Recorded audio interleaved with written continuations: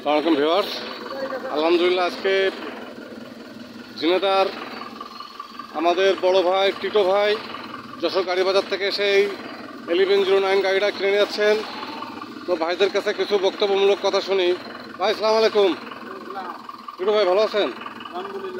এই যে গাড়িটা কিনলেন আলিম ভাই, এই যে গাড়িটা কিনলেন কিভাবে কিনলেন? গাড়ি বাজার ইউটিউব চ্যানেল,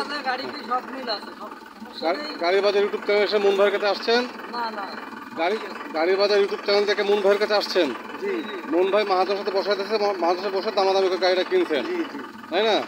এর মধ্যে তো লুকোচুরি চিটারি পাট্টার কিছু নেই, আছে? দেশে বিদেশে প্রবাসে যারা আছে তারা তো নিঃসন্দেহে গাড়ি বাজার এসে গাড়ি কিনতে পারবে। সমস্যা আছে? রাখা যায় না?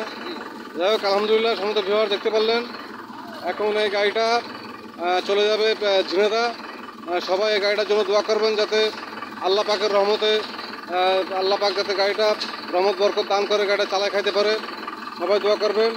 হ্যাঁ, তো সুন্দর এই গাড়ির লুকটা আপনাদের দেখাই। এই গাড়িটা এখন চলে যাবে ঝিনাইদহ।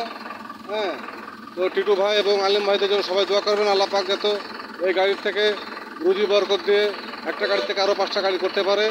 হ্যাঁ, আল্লাহ পাক রহমত বরকত দান করে। হ্যাঁ, সুন্দর গাড়িটা দেখেন। এই গাড়িটা এখন চলে যাবে ঝিনাইদহ।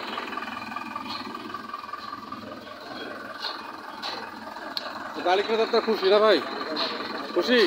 যাক আলহামদুলিল্লাহ।